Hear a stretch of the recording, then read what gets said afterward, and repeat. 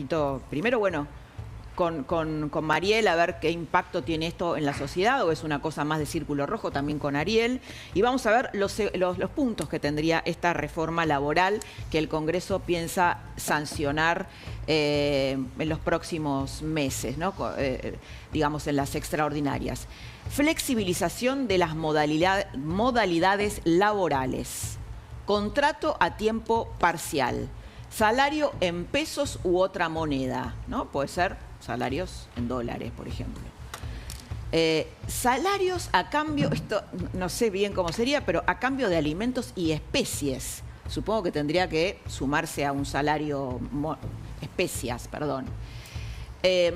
Después, bueno, los salarios por productividad, ¿no? La fijación de salarios por productividad. Banco de horas, que me gustaría que me explique Ariel, seguramente que es un banco de horas, y fondo de cese laboral en reemplazo, digamos, de las indemnizaciones. ¿Qué es banco de horas, Juliana? No, bueno, esto lo estoy viendo ahora. La modernización laboral, que es modernización, no reforma, tiene como vedette, digamos, el concepto de prelación, que quiere decir que un acuerdo por provincia, por municipio, va a prevalecer por encima de un convenio nacional. Eso quiere decir que una economía regional, una economía provincial va a tener, digamos, el sistema de la provincia y se va a poder, digamos, adecuar a esa necesidad. ¿Esto es para qué? Para que haya más personas en el sistema formal de la economía que estén, digamos, que tengan derechos, porque hoy no los tienen. Es decir, el cuquismo te dice que hay una pérdida de derechos en la reforma o en la modernización laboral. No se puede perder lo que no se tiene, es decir, todo es ganancia. Todo es hacia adelante. Y estos conceptos que tienen que ver con la prelación o como, por ejemplo, esta cuestión que tienen que ver con los tipos de salarios, es sintetizar la realidad a una modernización, a una reglamentación. También el pago en especias y demás. Eso tiene que ver con el campo, con la infraestructura, con la forma en que la gente vive. Y a veces los recursos en pagos por aranceles de especias, también puede ser. Pero Mariel, lo importante es que Juliana, recién estamos mirándolo y es importante tener, digamos, los papeles ¿Qué piensa la gente de la reforma laboral? ¿Es importante para la gente? Mira, nosotros justamente estamos midiendo... ¿Me diste eso? Estamos midiéndolo ahora, okay. A ver, después de la elección y después que pasó todo. A ver, pero yo creo, por lo menos lo que uno ve en el trabajo más cualitativo, es que mucha gente lo que te dice es que viene a poner negro sobre blanco, algo que ya existe, ¿no? En muchos casos. Y en muchas cuestiones, bueno, creo que todos entienden que tiene que haber una modernización laboral, porque evidentemente las relaciones contractuales cambiaron. Entonces, creo que, y en esto volvemos a algo que hablamos muchas veces en otros ámbitos, ¿no? El 50% del padrón tiene menos de 40 años. Entonces, evidentemente... Eso lo cambia todo, ¿eh? Eso lo cambia todo, porque las relaciones... Hoy cuando vos hoy justo lo hablábamos en la oficina con una gente que había venido. El show que hizo Milei, ¿no? Que a mí no me gustó, la verdad, el Panic Show. Bueno, a la gente joven le gustó. A los menores de 40 años les gustó. Sí, ¿No, bueno, Ariel? pero además, vos veías un currículum antes y habías cambiado 6 o 7 veces de trabajo y ya te miraban mal y te decían. Y hoy, cuando vos vas con tu currículum, si no cambiaste nunca de trabajo y estuviste 20 años en el mismo lugar, te dicen, che, qué poca iniciativa, ¿no? Los reclutadores, que también tienen menos de 40 años. Entonces, me parece que evidentemente lo que no hay duda es que tiene que haber un cambio y que tiene que también blanquear una situación que ya está de hecho por el empleo en negro que tenemos, por la precarización laboral. La precarización está de hecho cuando hay más de 8 millones de personas fuera del mercado, claro, obviamente. Hay más de 8 millones de... Bueno, hay que ver también el monotributismo, hay que ver un montón de cuestiones y hay que ver también un montón de derechos. Lo que pasa es que obviamente esto es difícil porque los que tienen derecho no quieren perder ninguno, obviamente. Que tal vez esa es la gran pregunta en el proyecto de modernización laboral. ¿Qué iniciativa va a tener para incluir a las personas o trabajadores que no están registrados en el mundo formal? ¿Qué pensás, Ariel? Argentina, la única vez que intentó una reforma laboral fue con Alfonsín en la ley Mucci, para que la democracia ingrese a los sindicatos. Que es bueno, un tema la mitad que no de la gente que nos mira no bueno, al mes de vivió. asumir, Alfonsín dijo, democracia en los sindicatos, reforma laboral, lo bocharon y se terminó el gobierno de Alfonsín. Así es. En los 90 la reforma laboral fue algo muy reducido, que es simplemente habilitar contratos flexibles al nuevo empleo, no es menor. Pero también se revirtió. En los 90 la segmentación de los convenios laborales para que las pymes, en forma voluntaria con el trabajador, pudiera acordar modalidades de trabajo adecuadas que no tuvieran que ver, por ejemplo, con la modalidad de trabajo de un supermercado o de una gran empresa, pudiera efectivizarse. Pero vamos un Sin poquito embargo, ahora, no se aprobó. Vamos ahora. Tenemos la ley al de presente. contrato de trabajo heredada del peronismo. Sí, la actualmente. columna vertebral del peronismo está totalmente disuelta. Si se logra aprobar la reforma laboral sería histórico, porque Argentina nunca la logró aprobar desde la década del 40 al presente. Increíble, increíble. Bueno, muy buen análisis. Hay otra reforma, que es la reforma del Código Penal, y te la va a contar Luis Gasulla. Y es la reforma del Código Penal muy ambiciosa que la proponen Patricia Bullrich, o fue la herencia que deja Patricia Bullrich como ministra de Seguridad de la Nación y Javier Milei en la presidencia, en el Poder Ejecutivo. El futuro Código Penal. Y es un Código Penal que es muy relevante. A los que están del otro lado les va a cambiar y mucho si esto se termina aplicando. ¿Por qué? Primero, por el endurecimiento de las penas. Una de las grandes demandas de la sociedad es que los que delinquen vayan presos y que se cumpla la condena. Imprescriptibilidad de los delitos graves. Esto es increíble. Por ejemplo, lo estamos viendo con el caso de Fernández, el joven que apareció su cadáver en la casa lindante de Gustavo Cerati, que no se puede llegar a la verdad porque el delito ya prescribió. Bueno, esto no pasaría más. Los delitos de corrupción, los delitos de asesinato, los de abuso sexuales, no se terminarían los plazos. Baja de la edad de imputabilidad. Se habla el proyecto de 14 años. Tipificación de nuevos delitos. Ahí tienen que ver los delitos que tienen que ver, valga la redundancia, con las cuestiones cibernéticas. Algo de este siglo, del siglo XXI. ¿Qué más? Dame una más. Bueno, y nos quedamos acá. Ya te propongo, Laura, ir a la mesa porque tenés familiares y víctimas de la inseguridad en la provincia de Buenos Aires, en La Matanza, y de la impunidad, ¿no? Así es, de la impunidad. Bueno, lo tenemos a Rubén Carballo. Rubén, ¿cómo estás? Hola, buenas noches. Rubén es presidente de la Comisión de Acompañamiento de Familiares de Víctimas. Después tuviste un incidente en septiembre. Hoy hace 3 meses. ¿Querés contar de qué se trata? Sí, yo sufrí un robo que en principio pensé que era un robo, pero el jueves pasado me encuentro la gran sorpresa que se presenta un abogado que fue presidente del Colegio de Abogados de La Matanza como defensor, que está trabajando particular. No, pero contá el episodio. Vos estabas en una app, ¿no? Yo estaba trabajando, lo que pasó, sí. Levanto 2 pasajeros en la Plaza San Justo. Sí, estabas manejando una cosa tipo Uber. Sí, Didi. Ok, bien. Y van para Virrey del Pino, mi barrio, a 4 cuadras donde yo vivo. Cuando llego al lugar me hicieron una emboscada, había 4 más esperándome. Así que, bueno, fue tremenda la situación. Retiré el informe del chaleco que tenía, que me salvó el chaleco. ¿Tenías un chaleco? Un chaleco antibalas. Ya venimos hace tiempo usando por el trabajo que hacemos de la institución, de varias denuncias, amenazas que nos hicieron. Así que, bueno, justo ese día había ido al polígono también. Pude lograr armar el arma, que era cargar para poder defenderme, y bueno, hubo un enfrentamiento donde hubo un delincuente muerto. A mí me dieron un tiro en el antebrazo.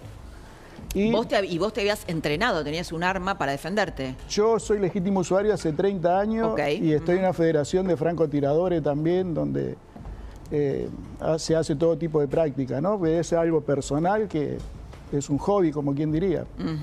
Pero, ¿y ahora en qué situación estás? Y ahora me encuentro que hay 2 detenidos. Uno de los detenidos y el que son hermanos, junto con el que murió, lamentablemente, un chico de 18 años, se presenta un abogado que era presidente del Colegio de Abogados de La Matanza, hasta el 2015. Y bueno, casualidad que tiene el hijo que está en la Fiscalía de Homicidio también. Yo quiero agradecer a la Fiscalía por el buen trabajo que hicieron. Desde el primer momento se pusieron es, digamos, lo tuyo, legítima defensa. Es una legítima defensa. Pero bueno, los llamativos son los abogados particulares que tienen estos chicos que están detenidos, ¿no? ¿Y qué lees vos de eso? Los abogados particulares. ¿Quién le estará pagando? Porque no tienen manera de pagar, pues son gente humilde. Vos estás enfrentado con Espinosa, obviamente. Y sí, yo no quiero meter la política por medio para que no se desvirtúe nada. Igual te digo, conociéndolo a Carballo, en La Matanza sos conocido y te has enfrentado y mucho, y denunciaste en su momento, creo que fue un informe de Jorge Lanata, a la policía de la provincia de Buenos Aires en la seccional de La Matanza. Donde se allanó la municipalidad. Colaboraste con que caiga una cúpula corrupta de La Matanza policial hace un par de años atrás. Totalmente, y hace poco también se desbarató una banda en Ciudad Evita que tomaban casas. Montón de trabajo que hace la asociación, y la mayoría de los homicidios hay gente siempre del poder metido atrás. Sin duda. Bueno, tenemos varias víctimas, familiares de víctimas, entre ellos está Juan Carlos Bloomberg, papá de Axel, que fue una tragedia nacional, su hijo fue secuestrado y lo asesinaron. ¿Cómo le va, Juan Carlos? Bien, trabajando. Trabajando, ¿no? ¿Cómo está viendo esta reforma del Código Penal? Bueno, el Código Penal, yo creo, le pregunté a Emma, todavía no llegó al Congreso, al diputado Emma, por los trascendidos, digamos, nuestro Código Penal actual está desactualizado. Es de 1921. Porque es del año 1921, 1922 y tuvo parches y bueno, con unos 300 artículos. El nuevo va a tener 900 y también va a ser muy importante, digamos, los delitos de funcionarios públicos que van a tener grandes penas. Yo creo que eso, y lo más importante es tener los decomisos para poder recuperar el dinero robado y todo eso, que sea ágil, ¿no? Con los problemas que tenemos actualmente. Fíjese, eso sería más orientado a la política, ¿no?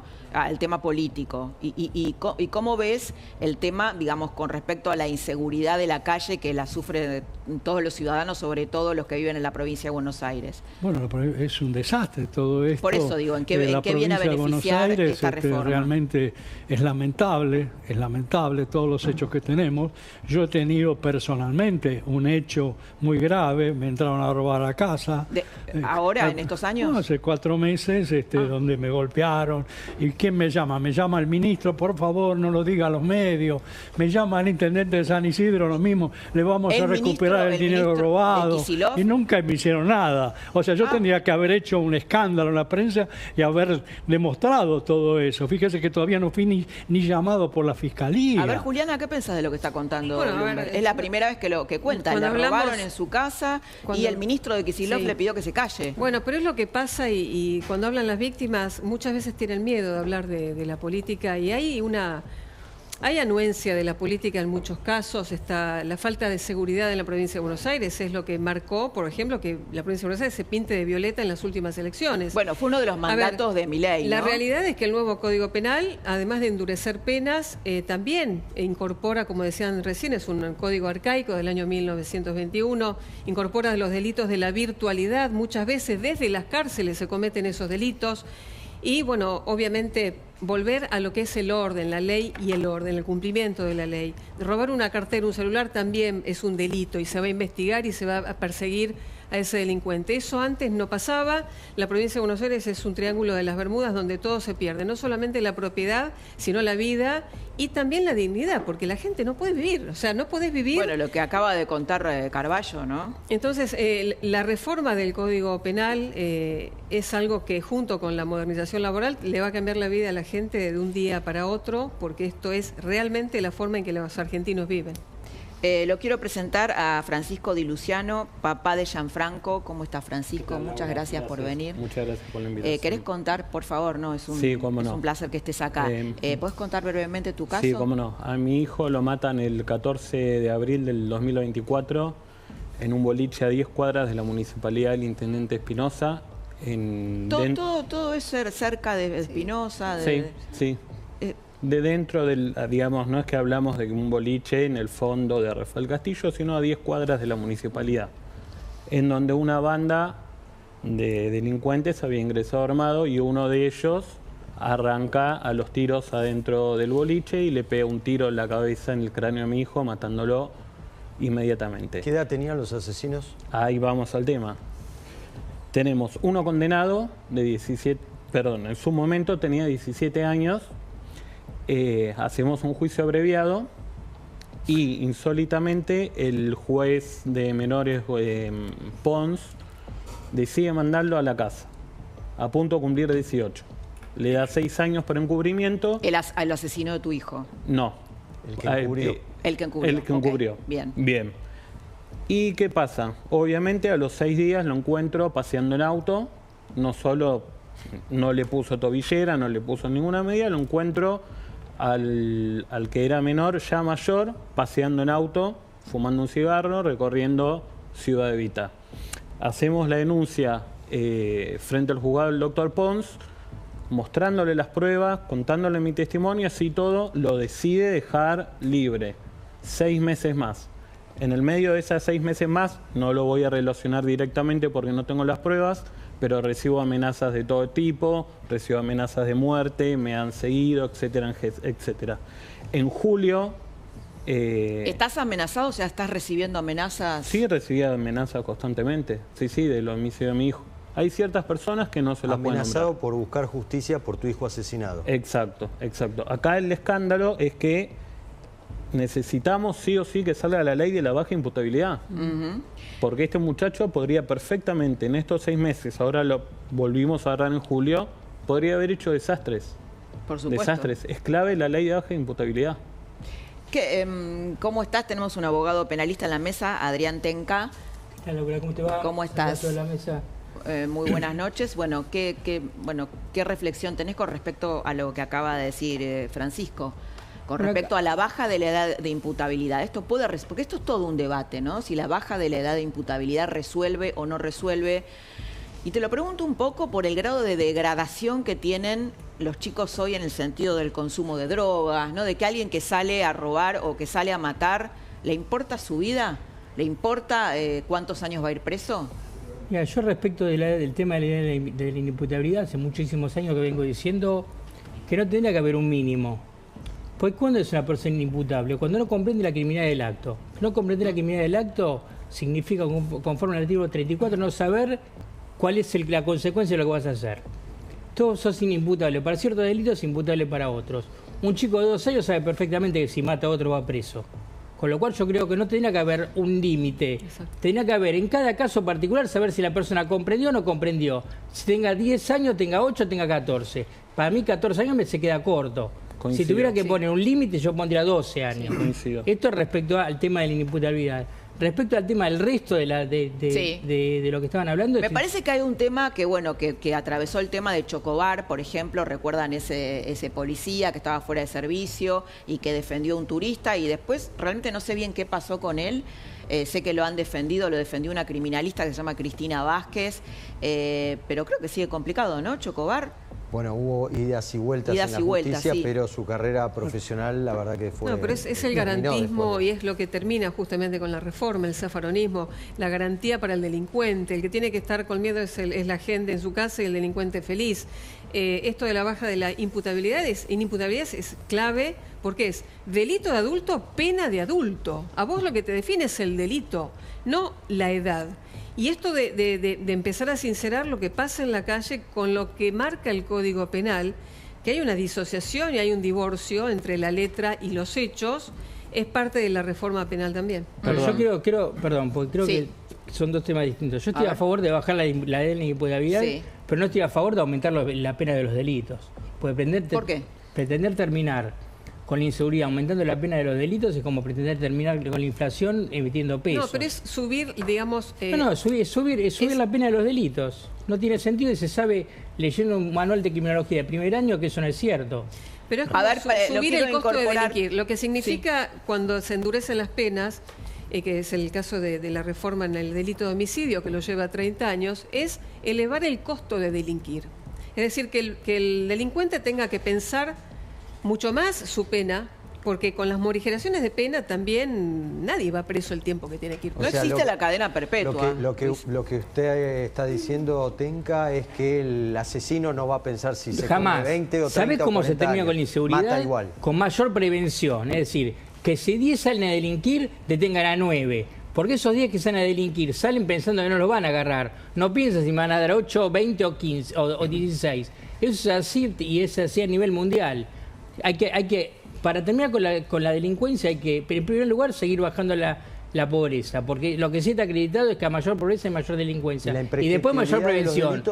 ¿Cómo? Y la imprescriptibilidad de delitos. Eso también es una barbaridad. Eso atenta contra el principio de legalidad más elemental. Porque no te puede perseguir el Estado dentro de 30 años por algo que hiciste hace 30 años. Pero si aparece una nueva prueba, por ejemplo, con los casos de los curas pedófilos, que después de muchos años alguien lo ve en televisión y se acuerda o recuerda o pasa eso, o como pasa con este caso ahora muy conocido de el cuerpo de Fernández que apareció en la casa lindera de Gustavo Cerati. Bueno, o como pasó con el caso de Jay Mamón y su víctima, o su supuesta víctima. Por el caso de mi hijo hay un imputado que está próximo a ser condenado o no, lo decidirá el tribunal. ¿Qué es el autor material? Sí. Eso te iba a preguntar. Claro, hablando de eso, no coincido con el doctor. No, para si nada. mañana queda libre y aparece una prueba. No, perdón, no voy a permitirme, es una aberración. O 4 años, no me interrumpa porque estaba hablando yo primero. No, señora, habla. No, pero respéteme porque estaba hablando yo primero. No, pero respéteme que está hablando sobre el crimen de mi hijo. Respéteme que está hablando sobre el crimen de mi hijo. No se escucha nada. Después lo aclaramos, si querés. En términos de la víctima, después hablas vos, hoy el foco del nuevo Código Penal está puesto en la víctima. Obviamente la muerte de un familiar es irreversible, pero ese familiar quiere verlo preso al delincuente y la mayor cantidad de años posibles. No se puede pensar una ley en base a que el delincuente esté menos preso. Sí, pero ¿sabes cuál es el problema? A ver, Juliana, vamos a... Y lo que la pobreza es un factor de delincuencia es mentira. No es tiene mentira. nada que ver no tiene nada que ver la pobreza con el delincuente. Está equivocado. Bueno, escuchamos al doctor. A ver, pobreza, si la pobreza es... En primer lugar, que la pobreza... Un disparador de la mayor delincuencia. Pobreza y mayor delincuencia, eso no está discutido. Eso es así. Lee cualquier manual de criminología te lo va a enseñar. En primer lugar. En segundo lugar... Es lombrosiano, eso es lombroso. El lombroso es todo lo contrario. No, lombroso es la teoría del etiquetamiento. El hombre lombroso es la teoría de la etiqueta. Sos pobre, sos delincuente. No tiene nada que ver lo que está diciendo con lombroso. Bueno, yo estudié criminalística en la época que estudiaba Derecho y la teoría de lombroso es clásico al tema de la prescriptibilidad. Espera un poquito, Luciana. Juliana, el tema de la imprescriptibilidad. El derecho penal, lo que dice la diputada, que lo hacen para las víctimas, el derecho penal siempre uno se posiciona como que fuera a ser víctima. Pero el derecho penal no lo tiene que ver, es como que uno también puede ser el victimario aún no queriéndolo ser. Porque vos te pueden denunciar falsamente y dentro de 30 años viene uno y te dice, vos tenés 30 años, me abusaste sexualmente. ¿Y cómo te defendés? No se inventó la prescriptibilidad hace 10 años, se inventó con las garantías constitucionales más elementales de que el derecho penal le podemos moderno. Bueno, pero a ver, por ejemplo, los delitos de lesa humanidad no prescriben. No, bueno, fue una excepción absoluta con la que tienen que transformar en regla, lo que es una barbaridad. Pero supongo que estás a favor de eso. Sí. Okay. Como excepción, pero no como regla. El problema es que para resolver un delito o un asesinato o un abuso se tardan tantos años, la justicia es tan lenta. Ese es otro tema, ese tiene que ver con cómo opera la justicia. Yo, si me preguntás, te pondría a todos los jueces en comisión y empezaría todo de cero. Eso, si me preguntás, pero eso tiene que ver cómo trabaja la justicia. O sea, la diputada, a quien respeto, por supuesto, dijo que la seguridad terminaba con dictar el nuevo Código Penal. Y eso no es cierto. Nunca dije eso. Dije la reforma apunta que empezaba a cambiar la vida de la gente de que se dictara el Código. Eso no es verdad. Primero que como abogado sos malísimo porque ponés en vivo y que podemos volverlo para atrás. Nunca dije eso. Segundo. Disculpen, yo soy abogado, soy profesor de la UBA y escribí 10 libros. Bueno, yo soy legisladora y sé perfectamente de qué se trata la reforma laboral, del Código Penal. Lo que quiere decir la reforma lo que hace, claro, ahí está, la verdad salió a la luz. En contra de ya está, pero lo que te quiero decir, es lo siguiente, que el objeto a proteger de esta reforma es la víctima. Por lo tanto, el victimario no es una persona que lombrosianamente era pobre, roba, está bien, era una víctima del sistema. Para vos el ladrón es una víctima del sistema que por eso va a delinquir. Eso es Zaffaroni. El zaffaronismo se terminó, eso es el pasado. Juliana, por favor, lo quiero escuchar a Juan Carlos Bloomberg. Bueno, yo creo que las personas que cometen un delito, lo que hay que separarlo de la sociedad el mayor tiempo posible para que no pueda dañar a otra persona. Eso es clave. Eso lo aprendí en Estados Unidos. Yo hice el curso de la Academia de Policía de Nueva York. He estado con todas las policías del mundo. Cómo trabajan. He estado trabajando con Timon y con el jefe de la policía. Allá la arreglan las cosas muy fácil. Yo me acuerdo estando con él, habían herido a un policía. Van, lo buscan y lo matan. No es que te lo van a agarrar, te lo van a llevar a la justicia. La cosa la hacen simple, lo arreglan rápido. Yo me acuerdo cuando traje hace muchos años un juez penal juvenil de Alemania. Un juez penal de Alemania y lo llevé al Congreso. Y entonces empezó, le hacían preguntas.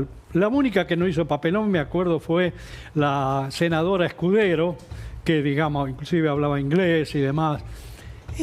Cuando llegó a la fundación me dice, ¿y estos son los diputados y los senadores? Pero discúlpenme, Juan Carlos, porque acá recién el abogado le hizo una pregunta importante, porque si no queda como que todo es lo mismo, ¿no?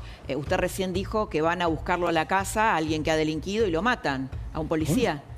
Pero usted está de acuerdo que no haya, porque existe un Estado de Derecho sin juicio. Yo creo, usted acá tiene que entrar, fíjese, en Inglaterra. Acá lo que tenemos nosotros, los graves hechos que tenemos de los que andan con las motos robando a la gente. ¿Sabe cuál es el protocolo en Inglaterra? La policía tiene instrucciones de ir con el vehículo y chocarlo directamente cuando ven a una persona que son los que andan robando con las motos. Esto en el protocolo de la policía de Inglaterra. Me gustaría que hable Francisco. Acá es muy fácil opinar cuando uno no ha enterrado a un hijo en circunstancias que nadie quisiera hacerlo. No, sin duda.